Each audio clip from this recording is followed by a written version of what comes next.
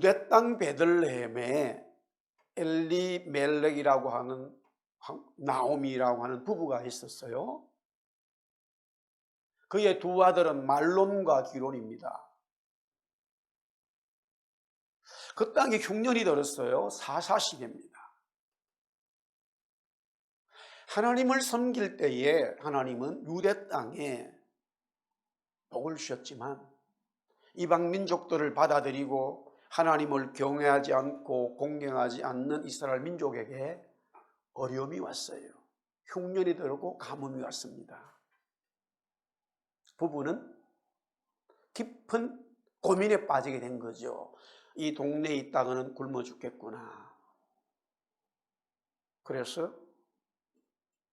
이민을 결정하게 됩니다. 4명의 식구가 보따리 싸들고 모압으로 이민을 가게 되었고 그 땅에서 두 아들은 결혼을 하게 되어 정착을 하게 됩니다만 불행하게도 가장인 아버지 남편인 리멜렉 또 두 아들 말론과 기론은 어떤 이유인지는 모르지만 그 땅에서 죽고 맙니다.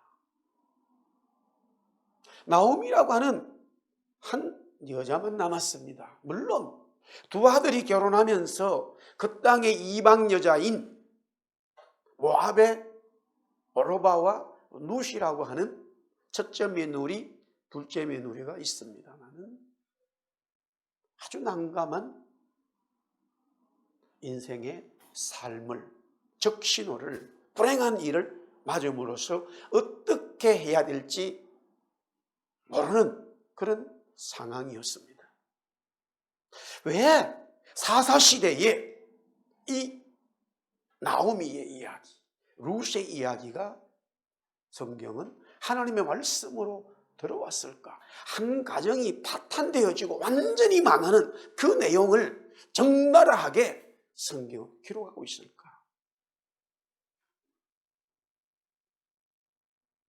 가난한 어머니와 아들이 살고 있었습니다. 너무 형편이 힘들어요. 그래도 어머니는 굳은 일을 하면서 아들을 뒷바라지하고 그 아들은 어머니의 그 희생에 보답하고자 열심히 공부를 하게 됩니다. 대학에 졸업할 때에 전체 수석의 영광을 그 아들은 얻게 되었어요. 졸업식장에서 아들이 졸업하는 모든 학생들을 대표해서 연설을 하게 되어졌습니다. 당연히 어머님을 초청하게 되지요. 그런데 어머니는 마음이 무겁습니다. 자기의 초라한 모습, 그 예식의 졸업식장에 입을 만한 그만한 가치의 옷도 없어요. 구입하기가 어렵지요. 또 그렇다 치더라도 이미 자신이 아들을 위해서 뒷바라지하고 수고했지만은 그 자리에 있을 만한 그런 어머니의 모습은 아니구나. 스스로가 생각을 해서 아들에게 갈 수 없다라고 하는 그런 표현을 하게 됩니다만 아들은 어머니 무슨 말씀을 하시냐고 당연히 어머님이 그 자리에 참석해야 된다고 말을 하죠. 아들의 강건에 의해서 어머니가 그 졸업식장에 참석을 하게 되고 아들이 총장님과 교수님들 앞에서 모든 학생들과 또 하객들 앞에서 가족들 앞에서 연설을 하게 되는데 첫 번째는 내가 이 자리에 이렇게 설 수 있는 것은 하나님께 영광을 돌립니다. 하나님께 영광을 돌린다라고 고백하고요. 그리고 가르쳐 주신 모든 선생님들에게 교수님들에게 너무 감사합니다라고 하면서 또 정말 정말로 감사하고 싶은 것은 어머니라. 그리고 메달을 받은 그 금메달을, 총장님이 걸어준 그 금메달을 가지고 저 뒷구석에 앉아있는 어머니에로 달려가서 어머니에다가 걸어주었다 이거예요. 그것을 본 모든 분들은 너무나 감동적이죠. 아들이 고생해서 받은 그 영광스러운 메달을 어머니에게 걸어주면서 어머니가 눈물을 흘리고 아들도 울고, 결국 그 아들은 계속 공부하여 결국에는 미국의 28대 대통령으로 선출되게 됩니다. 그는 노벨 평화상도 받았습니다. 그가 바로 우리말로는 민족 자결주의인데 The Principle of Self-Determination of Peoples라고 하는 이 미국의 윌슨 대통령입니다.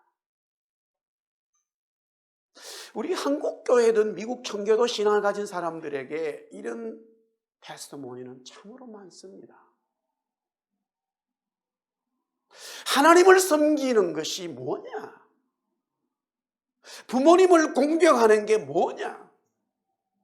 우리 민족은 동방의 예의지국이라 그래서 조선시대는 유교를 국가의 기초로 삼았습니다.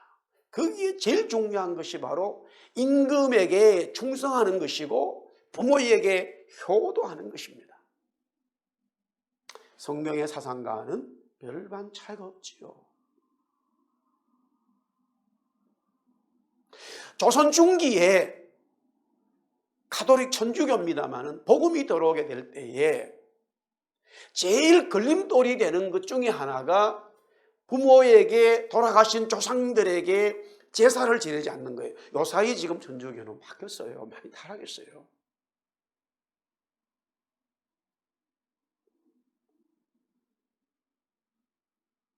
목민심서를 기록한 정약용이나 그의 형 정약전 자산어보지요. 그 시대의 실학자로서 아주 중요한 굉장한 석학들이에요. 그 가족들이, 그 패밀리가. 그들은 서양 문물을 받아들였고 그러면서 이 성경을 접하게 되고 하나님을 믿게 돼요. 그것을 한문으로 천주라 그랬어요. 가시라는 말 쓰느냐, 하나님이라는 말은 나중에 쓰게 되죠. 천주, 하나님이에요. 그를 비롯해서 많은 사람들이 이 사상을 받아들이면서 조상들에게 제사하는 것은 하나님의 경배에 위배되는 것이다라고 하는 이 신앙을 가졌기 때문에 그들은 단두대에 그냥 목이 잘려나가거나 아니면 유배를 가거나 많은 고초를 겪게 되어집니다. 부모님을 공경하는 것이 뭐냐 이거예요. 하나님을 경외하고 섬기는 게 뭐냐 이거예요. 오늘 에베소 6장 1절 말씀에 먼저 자녀들아 주 안에서 너희 부모에게 순종하라. 이것이 어른이라 순종하라 말합니다. 우리말은 주 안에서 너희 부모에게 순종하라. 주 안이 먼저 나오고 부모 그 다음에 순종이라는 단어가 나옵니다만 Obey your parents in the Lord라는 말이에요. 순종이 먼저 나오죠. 순종하라는 말이 강조되어 있어요. 순종하라라는 말이 먼저 나오죠. 여기서 순종한다는 것은 이 귀를 기울인다는 거예요. 부모님 말에 귀를 기울이는 거예요. 부모님 말에 또 귀를 기울이면서 그것을 행동적으로 실행하는 거예요. 따라가는 거예요. 마음적으로는 귀를 기울이고 받아들인 것을 삶에 그대로 나타내는 거예요. 순종이라는 의미가 성경의 이 히브리 말이죠. 잠언 4장 20절에 내 아들아 내 말에 주의하며 내가 말하는 것에 네 귀를 기울이라. 솔로몬은 자기 아들에게, 아니 우리에게 말씀합니다. 자녀들은 부모님이 하시는 말씀에 귀를 기울이라. 물론 솔로몬의 말이라고 하는 것, 이 말은 하나님의 말씀, 하나님의 계명, 하나님의 율례였습니다. 순종하라는 말은요, 부모님 말씀을 듣고 마음에 새겨서 그 삶을 살아라. 이것이 옳다고 하는 것은 당연하다는 거예요. 마땅하다는 거예요. 다른 옵션이 없다는 거예요. 부모님의 말에 순종하고 따라가는 것, 그 마음에 말을 새기는 것은 당연하다. 당연하다라는 거예요. 그런데 in the Lord, 주님 안에서예요. 여기서 주님 안에서라고 말하니까 부모님에게 순종하는 것이 무언가가 컨디션이 있는 것처럼, 조건이 있는 것처럼 우리가 느껴지지만 이 본래 말은 그런 조건이 아니에요. 여기서 obey your parents in the Lord라고 했을 때에 in the Lord, 주님 안에서라는 말은요, 하나님을 공경하고 섬기는 것이 수직적으로 하나님의 말씀에 순종하고 하나님을 공경하는 것. 지금 바울은 이 에베소 성도들에게 예수 그리스도를 설명하지요. 예수 그리스도를 섬기고 공경하고 그 말씀에 따라가는 것과 똑같이 부모님의 말에도 똑같이 하라는 거예요. 조건이 아니라 같은 동일한 의미의 해석입니다. 예수님이 말씀하셨어요. 마태복음 22장 37절에서 40절에 마음과 목숨과 뜻을 다하여 주 하나님을 사랑하라. 이것이 크고 첫째 되는 계명인데 둘째도 그와 같다. 둘째도 그와 같다. 같다는 말이에요. 하나님 안에서라는 말이에요. 하나님 안에서라는 말이 같다라는 말이에요. 내 이웃을 내 자신같이 사랑하라. 하나님 사랑이 이웃 사랑과 같고 이웃 사랑이 하나님 사랑이어야 됩니다. 내가 하나님을 사랑한다고 했을 때는 이웃을 사랑하는 것이고, 이웃을 사랑한다 그러면은 하나님을 사랑하는 똑같다라는 말이에요. 이게 바로 in the Lord라는 말이에요. 마찬가지로 하나님을 공경하고 하나님을 섬기는 것은 부모님을 공경하고 섬기는 것 같고, 부모님을 공경하고 섬기는 것은 하나님 주님 예수 그리스도를 공경하고 섬기는 것이다라는 거예요. 할렐루야.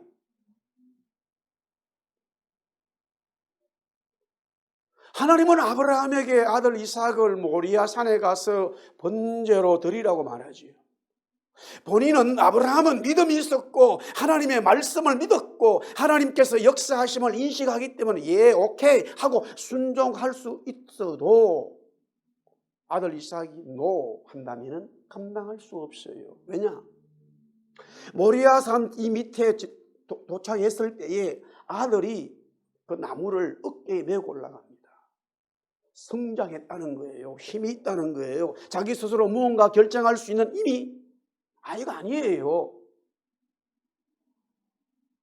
그래서 묻잖아요, 아버지한테. 아버지, 나무와 불은 있지만은 재물은 어디에 있냐 이 말이에요. 양이나 염소를, 송아지를 데려가야 돼. 없다 이거예요. 하나님이 집에 준비한다라고 말하지만은 속으로는 너 잡아먹지 이 말이에요. 너 잡아먹지인데 말은 못하잖아. 그렇다 치더라도 산에 올라와서 결국에는 아들을 묻고 제단 위에 올려놔야 되는데 아버지 이게 뭡니까 하고 통 밀어버리면 떨어나가 본다니까. 아버지 아브라함이 하나님 앞에 순종할 수도, 그건 아버지 신앙이지 나와 관계없어요. 얼마나 그런 이야기가 지금 우리 세대에 많아요. 아버지가 목사고 아버지가 예수 믿는 거지 나하고 뭔 관계냐 말이야. 할 말 없어요. 아버지 신앙이지. 이삭이 얼마든지 그럴 수 있습니다만은 성경은 전혀 이삭은 아버지에 대해서 다른 반응이 없어요. 아버지의 말에 마음을 받아들이고 귀를 기울이고 순종하고 따라가게 돼서 순수히 자기 몸을 아버지에게 맡깁니다.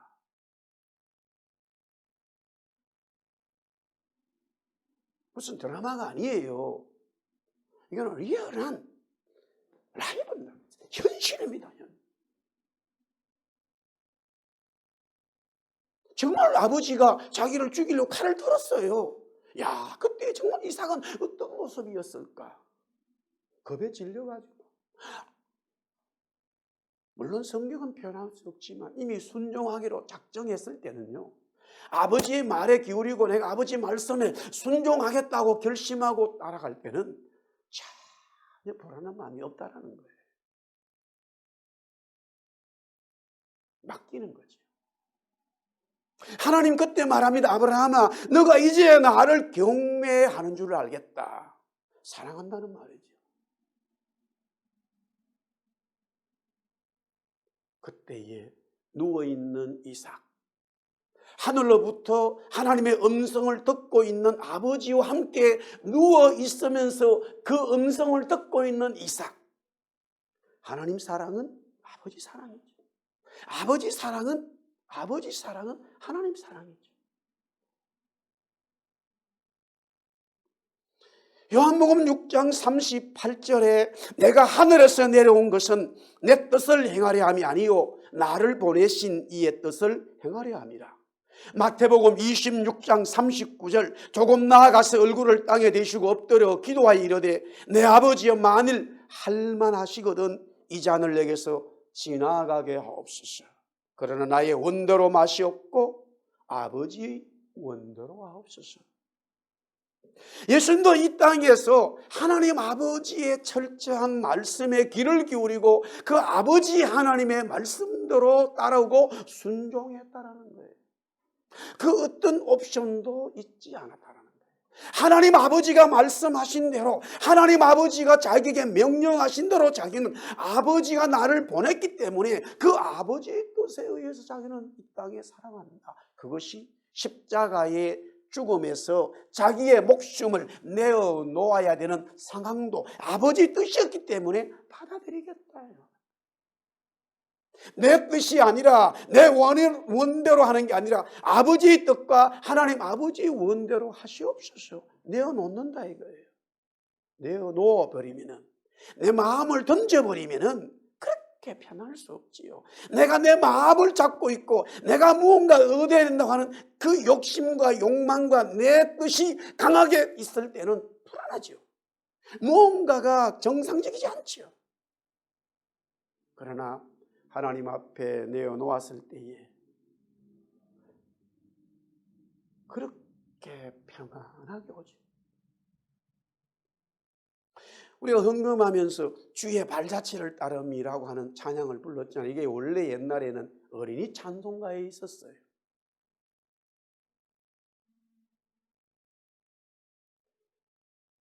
저희 육신의 아버지는 신앙이 없었기 때문에 주님을 믿지 않았어요. 어머니는 믿었습니다만. 언제 아버지와 함께 예배할 수 있을까? 늘 그 소원을 가지고 있었더랬습니다만. 아버지 일찍 돌아가셨고 그 소원은 저에게 이루어지지 않았습니다. 아버지도 주님의 발자취를 따라가는 삶이, 육신의 아버지도 하나님 아버지의 그 주님의 발자취를 따라갈 수 있는 그런 삶이 있으면 얼마나 좋을까. 굉장히 가난했기 때문에 또한 그 시대에는요, 뭐 병원이라고 하는 이런 시설 거의 없었던 시절이에요. 있었다 하더라도 저희 고향에서 돈 있는 분들 서울로 대구로 그 길이 안 좋았습니다만 막 택시 대절을 해가지고 가면은 돈이 엄청나게 나와요. 동네의 천석급 만석급 부자들은 그렇게 했습니다만 보통 사람들은 할 수 없어요. 그런 병들이 오면은 죽을 날을 기다리고 있는 게 마음 편하죠.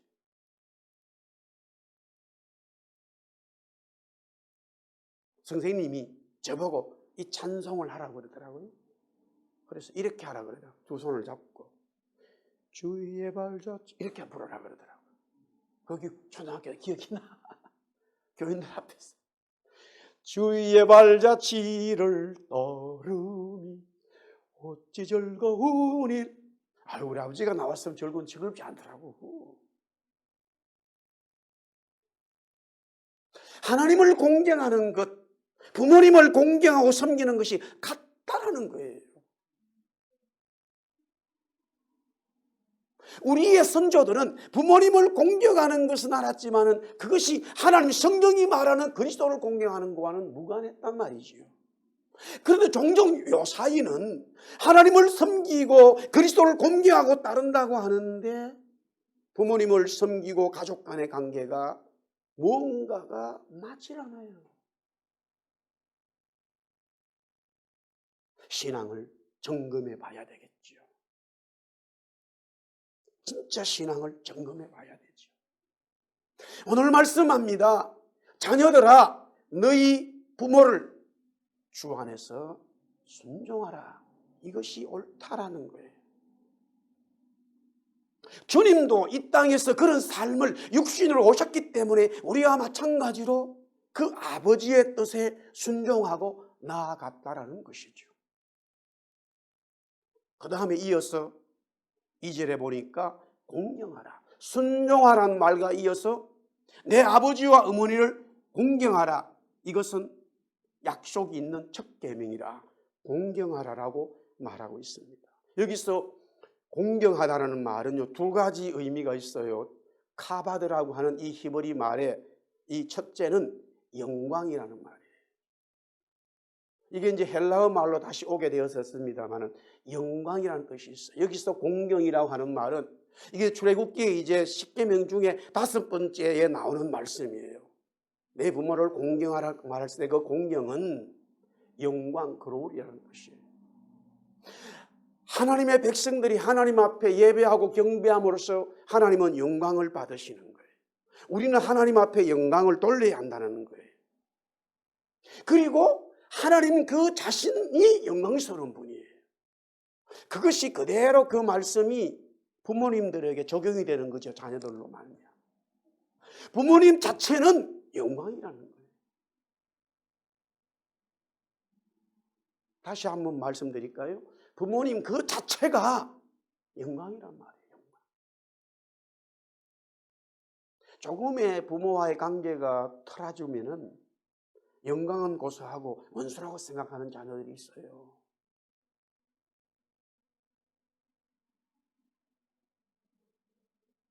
사실은 뭐 저희 가족도 형제들도 그런 면들이 있었습니다만은 세월이 많이 흐르니까 우리 형님들은 그 부분에 대해서 본인들이 잘못했구나 뭐 이런 어떤 이야기들을 하게 되어져요. 왜? 또 그만한 이유가 있어요. 가정도 책임지지 않죠. 자녀들의 어떤 그런 공부를 시키지가 않죠. 어릴 때 얼마든지 그 마음을 가질 수 있습니다. 어떻게 이런 아버지가 영광이라고 자체로 받아들일 수 있냐? 없다 이거지요. 그러나 성경은 말하기를 그 아버지가 어떤 존재였냐가 문제가 아니에요. 그냥 아버지라는 그 존재 자체, 아버지의 두잉이 아니라 아버지의 빙 자체가 영광이라는 거예요. 이 성경이 가르치는 말씀이에요. 성경이 말하는 것은 부모가 자녀들에게 무엇을 잘해주고 저 부모님, 아버지, 어머니는 정말로 나에게 영광스럽구나 라고 하는 그 부모의 어떤 행동이나 삶에 보고 이야기할 수도 있겠지만 그 이전에 먼저 아버지, 어머니, 부모님 자체가 영광스럽다는 거예요. 하나님 자체가 영광스럽듯이 부모님이라고 하는 그 자체, 그분이 어떻게 부모님들 하는 그 관계없이 그 자체가 영광이라는 거예요. 할렐루야. 오늘 이 말씀을 좀 우리 모두가 들어야 될 것 같습니다. 그런데 그 영광은요, 그 부모님 자체가 영광스러울 뿐만이 아니라 자녀들이 부모님을 섬기고 말씀대로 순종함으로써 자녀들이 잘 되는 그 모든 삶을 통해서 부모님 앞에 영광을 드리는 거예요. 그 말은 똑같죠. 우리가 하나님의 성도들로서, 백성들로서 하나님 자체가 영광인데 그 은혜를 받았기 때문에 우리는 하나님이 주시는 말씀대로 이 땅에 살아가요. 그래서 그 모든 일들을 통해서 하나님 앞에 영광을 돌리는 거예요. 하나님 앞에 영광을 올려드리는 거예요. 할렐루야. 동일하게 마찬가지로 부모님에게도 자녀들이 그렇게 영광을 드리는 거예요. 두 번째, 이 공경이라고 하는 말의 의미는 무게중심이 있다라는 거예요. 무게중심.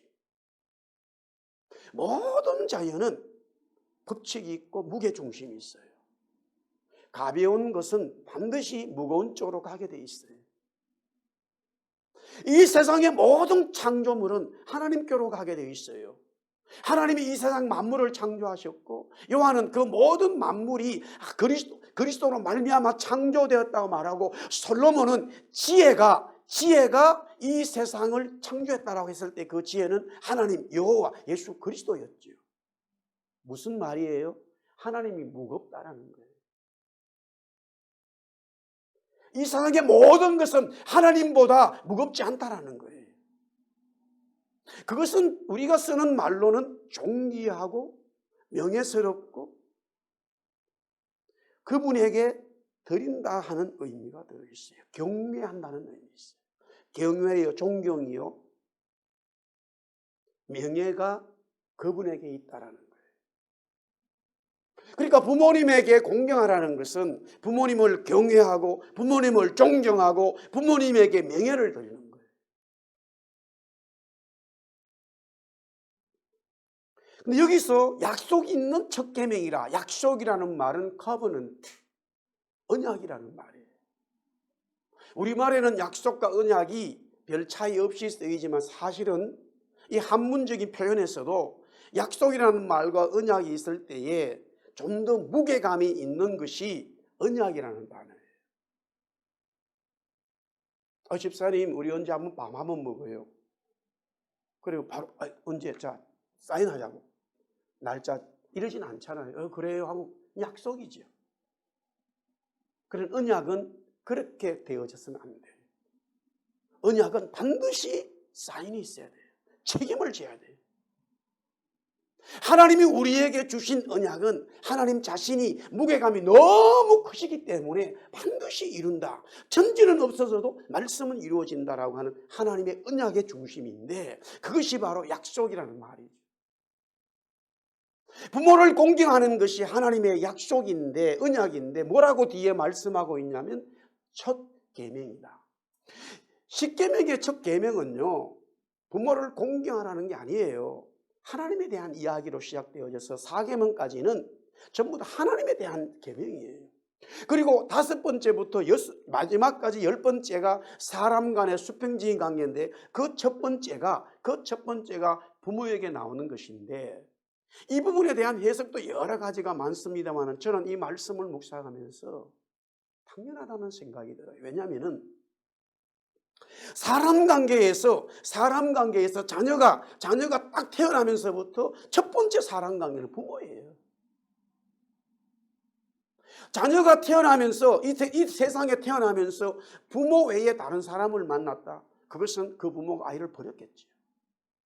그러나 이미 부모가 아이를 버리기 전에 아이는 부모와 첫 만남이, 아니 더 정확하게 말하면 어머니 뱃속에서부터 엄마와 이미 사랑을 나누기 시작하죠.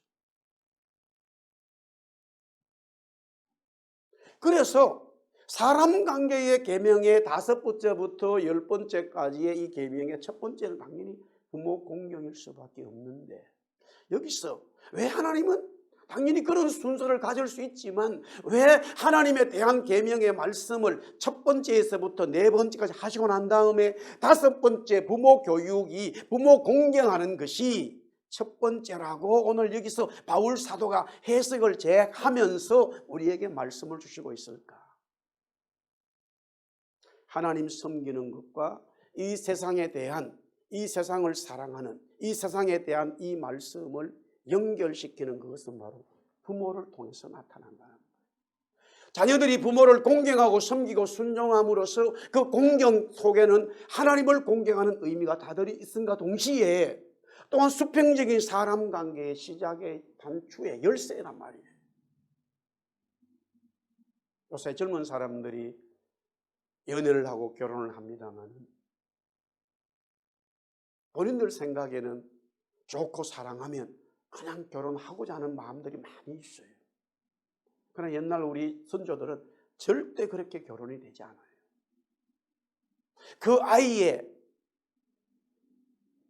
부모가 어떤 분인가, 어떤 집안이었는가, 그 아이가 부모를 어떻게 섬겨왔는가, 부모가 그 아이를 어떻게 양육돼 왔는가를 면밀히 살핀다고. 요 사이는요, 살피는 건 또 있어요. 그런데 그런 것보다는 건강을 더 많이 살핀다는 거예요. 그래서 신체 검사서를 내야 돼, 병원에서. 이게 멀쩡한지 아닌지. 뭐 중요하다고 보지만요, 여러분들 멀쩡하게 건강해도 깨져요. 왠지 아세요? 부모를 공경하는 심성이 없기 때문에. 우리 둘만 잘 살면 되지. 부모들이 그래요. 결혼해서 너희 둘만 잘 살면 되지. 그 맞는 말인가 동시에 틀린 말이에요. 자녀들이 결혼해서 부모를 잘 섬기지 못하기 때문에 부모 마음에서 나오는 말이에요. 그것은. 성경은 그렇게 가르치고 있지 않아요. 분명히 오늘 성경은 부모를 공경하라고 말하고 있어요. 첫째 되는 계명이다 이거예요.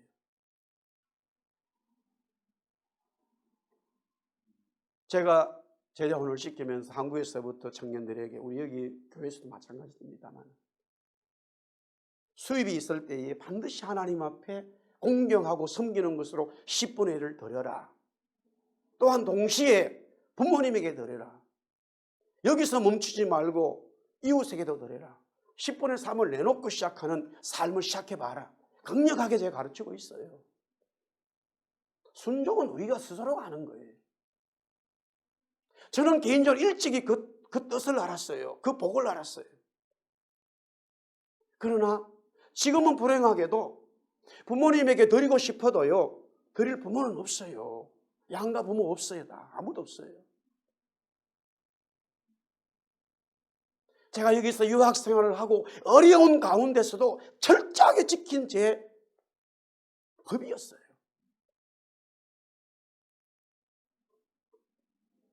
왜? 하나님의 말씀이기 때문에. 하나님의 말씀이에요. 하나님의 말씀.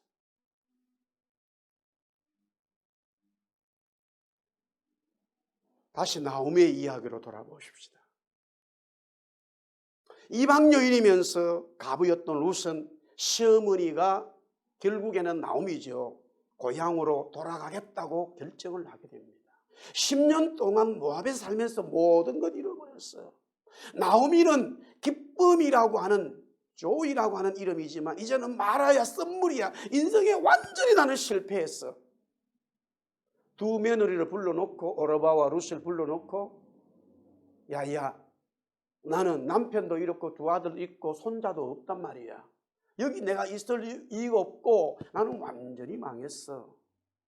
어쩔 수 없다. 나는 고향으로 돌아갈 거야. 너희 둘은 이미 결혼을 했지만, 그런 과거의 흔적이 있지만 자녀들이 없기 때문에 너희 고향에 남아서 새로운 인생의 삶을 살아가라. 강력하게 시어머니가 며느리들에게 말합니다만, 두 며느리는 꼼짝도 하지 않고 참 어떻게든 언제 결혼한지 모르지만 제대로 된 교육을 받았어요. 두 며느리 다. 이방 여인이었습니다만 둘은 꽃다리를 싸고 어머니를 따라 쫄래쫄래 오게 됩니다.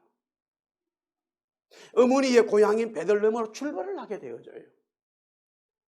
그 시간이 얼마인지는 모르지만 어느 쯤 와서 또 묻습니다. 야야, 아무리 생각해도 아닌 것 같다. 야, 너희 둘이 모압 여자요 가부들이 내 고향에 베들레헴 오게 되면은 살아가는 게 너무 힘들어. 너 우리 유대민족을 몰라서 그래. 너가 나 경험해 봤잖아. 네 시아버지 경험해 봤잖아. 유대인들은 어떻다는 걸 어느 정도 알잖아. 그래도 우리는 둘이밖에 없었고 이제 남편, 네 시아버지는 없단 말이야. 그러나 동네 가면 그건 다르단 말이야. 그 전부 다 유대인들이야. 그 사람들은 그런 속에 살아왔기 때문에 너희들의 생각과는 달라. 고생한단 말이야. 돌아가. 시어머니가 강건하게 두 며느리를 붙들고 얘기하니까 그때에 오르바는 그 마음을 받아들이고 자기의 고향으로 돌아가게 됩니다. 그러나 룻은 이렇게 말합니다. 1장 16절에서 17절. 룻이 이르되 내게 어머니를 떠나며 어머니를 따르지 말고 돌아가라. 강건하지 마옵소서. 어머니께서 가시는 곳에 나도 가고 어머니께서 머무시는 곳에서 나도 머물겠나이다. 어머니의 백성이 나의 백성이 되고 어머니의 하나님이 나의 하나님이 되시리니 어머니께서 죽으시는 곳에서 나도 죽고 거기 묻힐 것이라. 만일 내가 중년일 외에 어머니를 떠나면 여호와께서 내게 벌을 내리시고 더 내리시기를 원합니다. 이렇게 고백했어요. 자, 룻의 고백은 뭐예요? 시어머니를 절대적으로 공경하고 섬기겠다는 거예요. 바라겠다는 거예요. 시어머니가 이미 말한 대로 야야 베들레헴에 오면은 우리 민족의 그 특수적인 이 사상과 삶이 너를 힘들게 만들 거야 미리 말했고 그러나 룻은 그걸 받아들였어요. 그렇죠. 막상 와서 베들레헴에 와서 시어머니를 모시고 살다 보니까 정말로 동네 사람들이 손가락질하고 나오미에게도 손가락질하지만 저 이방 여자가 왜 여기 왔냐 말이에요. 가부가 날마다 그냥 뭐 그런 것은 대단히 우리 시골 동네 아주머니들하고 좀 유사한 것 같아요. 내가 보니까.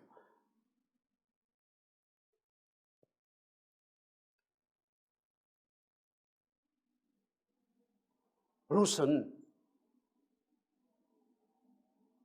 그래도 시어머니를 공경하고 섬기게 됩니다.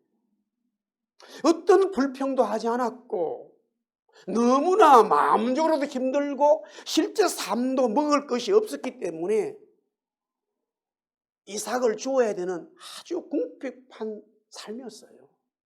그러나 그는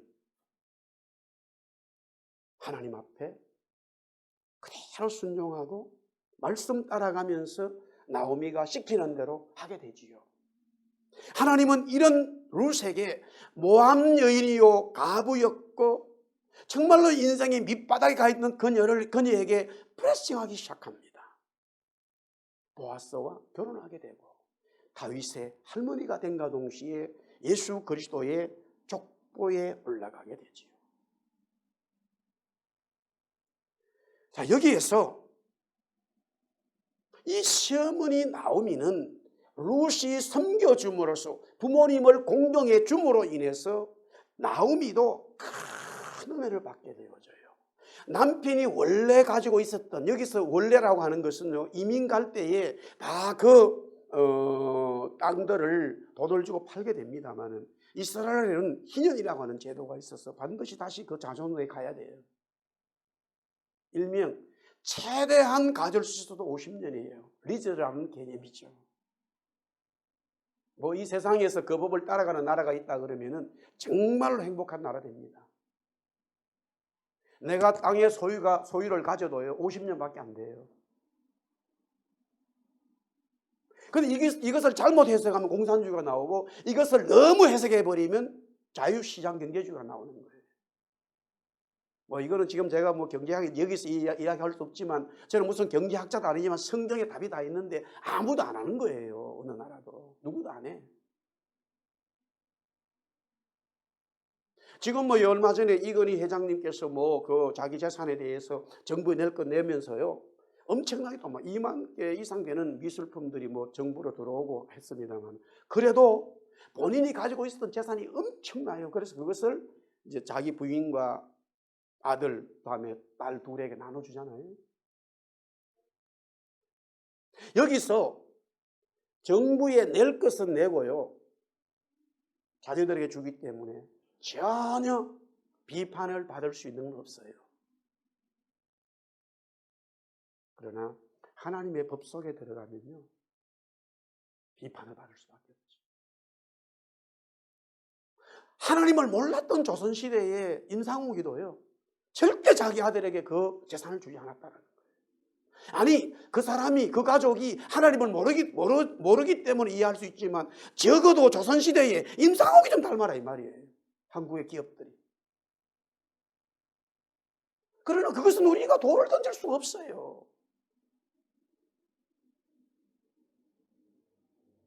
지금 코로나 때문에 얼마나 어려운 사람들이 많습니까? 그 자녀들은 그거 안 가져가도요 엄청나게 부자들이에요. 엄청난 부자예요. 그러나 그런 생각들이 성경에 하나님의 공경하는 것이 부모 공경이 결국에는 이웃 사랑으로 가는 이것이 없으면 나타나지 않는데, 이 룻이 나오미에게 그렇게 함으로써 하나님은 룻에게 축복해 주실 뿐만이 아니라 나오미에게도 복을 주시는데요. 보아스와 룻이 결혼하여 아들을 낳게 되는데 오벳인데, 여러분 오벳의 이름이 너무 신기할 정도예요. 나오미의 아들이라는 뜻이에요. 사실은 보세요. 보아스와 룻이 새로 결혼해가지고 이 오벳을 낳았다면 이 나오미는 아무 관계가 없어요. 그냥 먼 친척벌에 그냥 아들이 되는 거예요. 아니 자기 며느리가 있었던 게 새로 시집 가가지고 아들을 낳았는데 어떻게 시어머니의 이름을 시어머니 아들이 됩니까? 여러분들 성경을 우리가 이게 해석을 잘 못하기 때문에 이 세상하고 전혀 다른 거예요. 아멘? 이런 성경이 보여야 돼, 이런 성경이. 그래야 형의 세계가 뭔지를 안다니까. 이런 말씀들이 안 보이기 때문에 전부 다, 보세요. 어떤 여자가 결혼해 와서 뭐 살다가, 아이고 뭐 자기 남편이 죽었어. 서로 시집 갔다고. 근데 시집 가가지고 그 집에서 애를 낳았는데 어떻게 자기 옛날에 남편, 어머니의 아들이 되냐고. 말도 안 되는 소리지. 세상에 어느 나라고 그 법을 인정해주는 나라 어디 있어요? 성경만이 있다니까, 성경만이. 왜? 이 성경의 진리가 안 보이기 때문에 사람들은. 그래서 오벳인 거예요. 오벳의 아들 이세고 이세의 아들이 다윗이라. 참 하나님은 부모를 공경하는 것은요, 하나님의 엄청난 역사가 나타나요. 할렐루야.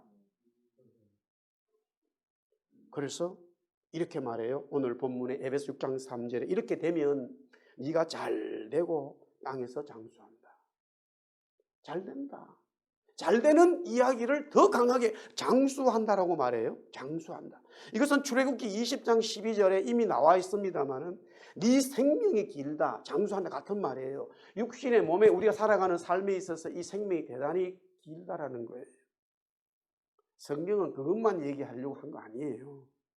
당연히 부모를 공경함으로써 섬김으로써 하나님이 주시는 복을 받고 잘됨으로써 우리의 육신의 이 삶이 대단히 장수하게 되지만 성경은 그것으로만을 설명하고 있지는 않더라는 거예요.